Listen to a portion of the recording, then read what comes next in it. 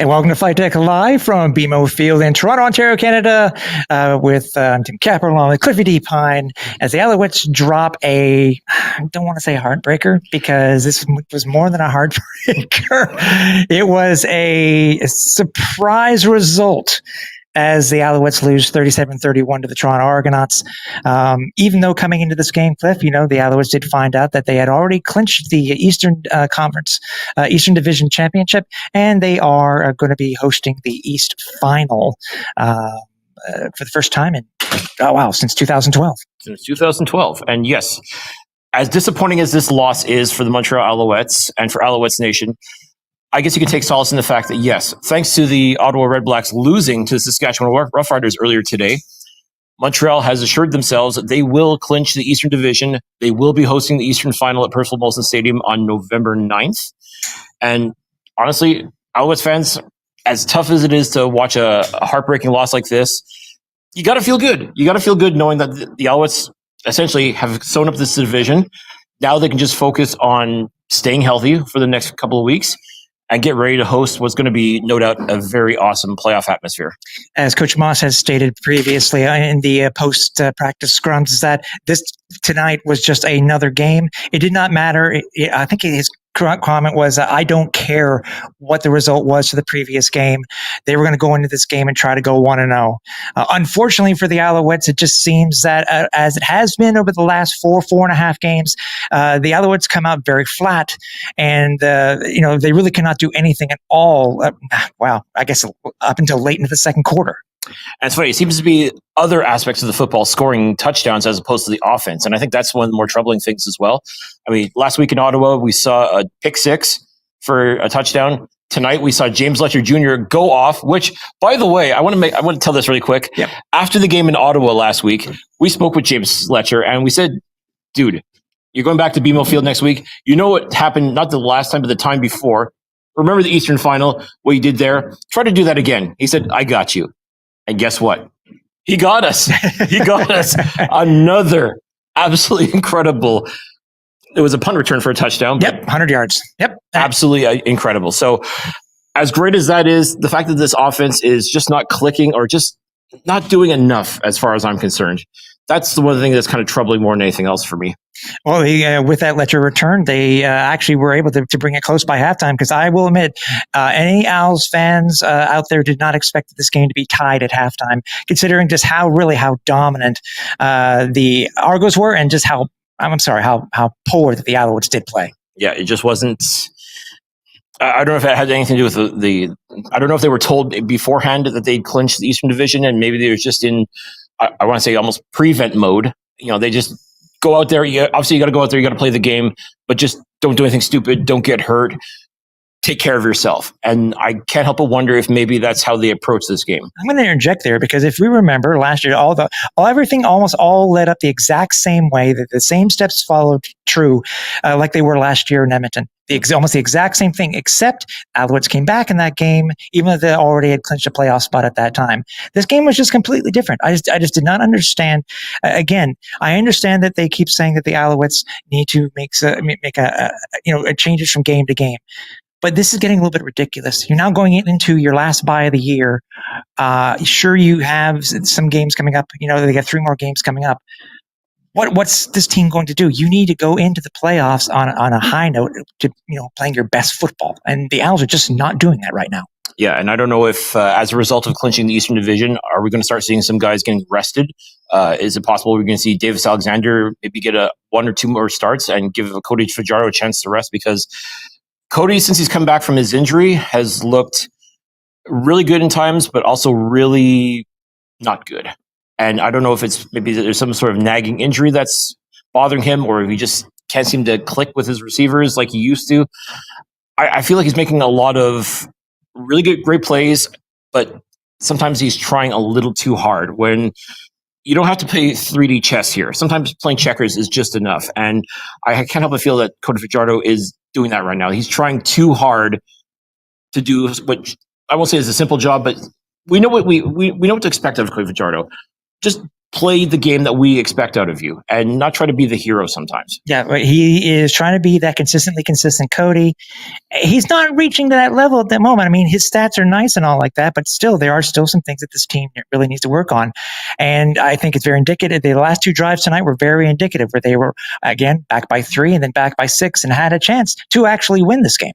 Absolutely. And it's just, especially the last, on that second to last series for the Alouettes, I don't know who the hell Fajardo was trying to throw to, because it almost looked like he zigged instead of zagged. And there was definitely some miscommunication there, which with less than 2 minutes left in the ball game, if you're not connecting and communicating with your receivers, and if you're not all on the same page at this point, of course you're not going to win a football game. I mean, it was just an ugly finish more than anything else. Remember how I said a couple of weeks ago where the defense played one of their very worst games against the BC Lions?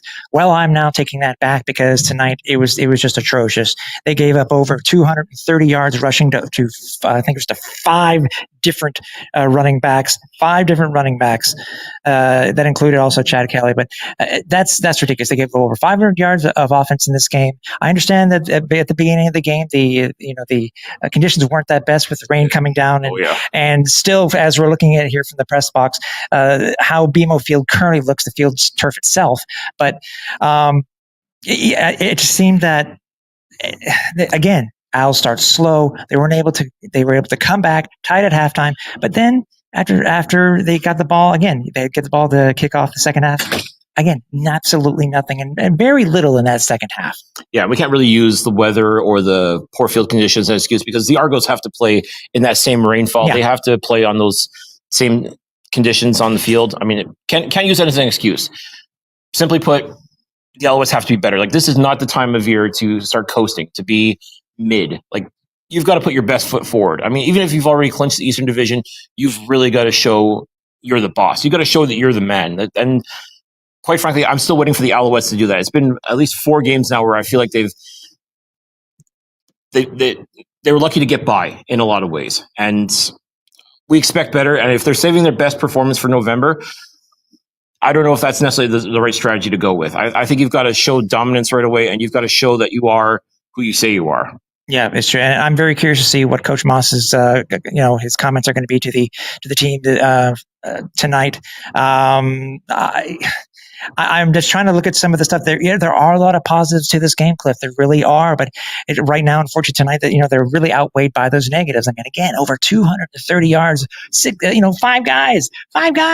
It just floors me. It just goes to show, like it has the entire year, that for some reason, our run defense has not been able to do very well. And tonight, the Argos really just took advantage of it. Yeah, I mean, it was reminiscent of the game in Montreal that the Argos played back in July, where essentially Kadeem Carey and pretty much anyone else who was a running back basically carved up this Alouettes run defense. And we've seen it again and again and again. And it's just, you would think they would have gotten it figured out by now, but it still feels like they're still trying to find their way when it comes to stopping the run. And this is not the time of year to be trying to still figure things out. No, it's not. Again, first quarter, the Alouettes started off very slow. They had less than 50 yards of total offense in the first quarter. They had the ball for less than 5 minutes, and they had only 1 first down. That seems like a broken record, isn't it? A little bit. I swear that was the same thing last week. I mean, at least last week they got the win. Tonight, yeah, they fought to the end. I'll give them credit for that, but ultimately Toronto walked away the victors for this. So, and one can make the argument they needed this win more than the Alouettes did, but at the same time, as I talked about, you've got to establish dominance. You can't just start coasting. This is not the time of year to start coasting. No. This Alouettes team really, truly has to get it together, and before it's too late. I'm hoping that they're going to take this bye week to really, truly formulate a plan for these last 3 games, really decide who they want to be, and go out and execute. If they do that, I think we're going to start seeing that team that won the Grey Cup last year and getting ready to defend that championship again in 2024. It's a big game, obviously, coming up. The next game, they are on a bye this week. They got Ottawa for the Thanksgiving Classic in Montreal on Thanksgiving Monday. Let's look at some of the stats here, Cliff. Cody Fajardo was 20 of 29 for 225, 2 touchdowns, 1 interception. That 1 interception was on that final drive. Again, it's a it's an improvement, but still, considering the conditions tonight, I'm very surprised they didn't use Walter Fletcher more than they did, especially in that first half. Walter Fletcher did lead the team with 8 attempts for 44 yards. Cody was second. I'll leave it at that. And then Dominic Davis, he had one lone rushing touchdown. Speaking of Dominic Davis, and this is something that occurred, maybe it was because of the weather and the field conditions on those first 2 short yardage plays where the Owls did turn. I think one was they ended up punting on one, I think, and then they actually fumbled the snap on the next one. That was very concerning, but at least later on in the game they were able to correct that. Yeah. Again, we always say it's not how you start, it's how you finish. And at least Dominic Davis was able to redeem himself with a rushing touchdown. But, I mean, those could have been real backbreakers. But thankfully, the Alouettes, again, I give them credit. They fought. They at least fought. Mm-hmm. It wasn't pretty, but they fought to the end, essentially. It was just simply a matter of not being, at least limiting the Argos to field goals for the most part. We have to give props, by the way. I understand that we're talking about the Alouettes here tonight, but we have to give props to the Argos kicker, don't we? Yeah, Liram Haibalahu set a personal record, 8 field goals in a single game for the Toronto Argonauts. Incredible. Yeah, absolutely incredible. I think he he set a new Argos record, and I think he tied the CFL record. 8 field goals? That's 24 points. But again, when you think about some of those could have been touchdowns. Mm-hmm. Definitely give the credit to the Alouettes defense for at least trying to limit things. But I mean, Still 8 field goals is not something to hang your hat on as far as letting the opponent score. Exactly. Leading receiver for their Alouettes was Cole Speaker. Only 3 catches, 99 yards and a touchdown. Obviously, that was the 2 back-to-back plays that got the Alouettes back into it right before halftime. But Cole had a hell of a game. Other touchdown did go to Walter Fletcher. That was on the interception that was returned for the Alouettes. That was their first. That was in the first quarter itself. So props to Fletch, obviously. And we're going to go into this more in detail on the podcast on Wednesday. But there really is a lot to talk about. Even though we're on a bye week, we'll be back next week. I can promise you that. What do you think about the defense, Cliff? The Alouettes did come away with only 2 sacks. But one went to Darnell Sankey and the other one went to Canton Arcu. I swear we had another one here, but it was like it was called a fumble. We had to go back and check because we really didn't see it. But thoughts other than just being porous on the run game? I mean, I think if they were able to contain Chad Kelly a little bit better, this score would be a completely different affair. I mean, give Chad Kelly his props. I mean, he definitely played a great game. He definitely did what he had to do. The Alouettes, if they were able to rattle him just a little bit more, could have made the difference in this game. But he found ways to move the ball downfield, whether it was handing off to Kadeem Carey or for any of his other running backs. Had a couple of really nice throws, one to Mackay Polk for, I think, close to 50 yards. Just an absolutely outstanding throw there. I mean, listen, love him or hate him, he's doing the thing. So, I mean, that's great for Argos fans, especially with their opportunity. Like now they've got to try to do what they can to get into the playoffs as well.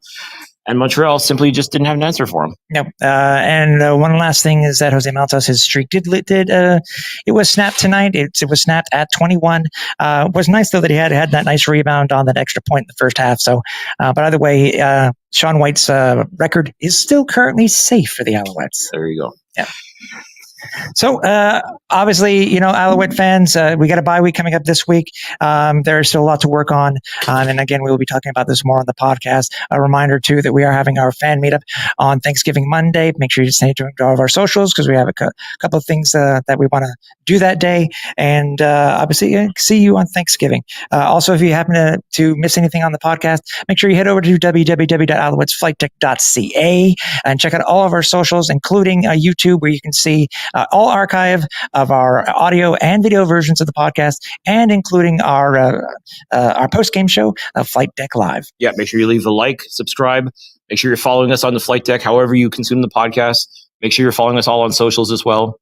I mean, despite the loss, Tim, this is still an exciting time. The Alouettes did clinch the Eastern Division. Mm-hmm. Got to be happy about that. For sure we're going to be at Percival Molson Stadium for the Eastern Final. It's going to be an absolutely amazing atmosphere. And God willing, this Alouettes team is going to figure it out. and do what they can to get back to the Grey Cup this year. Yep, exactly. And obviously it's on to next game, but we're going to buy a week in between. So stay tuned. Again, tune into us on our podcast on Wednesday, where we'll go over to this more in detail. So for the last time here at BMO Field in Toronto, Ontario, the Alouettes lose to the Toronto Argonauts 37-31. For Cliffy D, I'm Tim Capper. Talk to you soon. It was just, they were just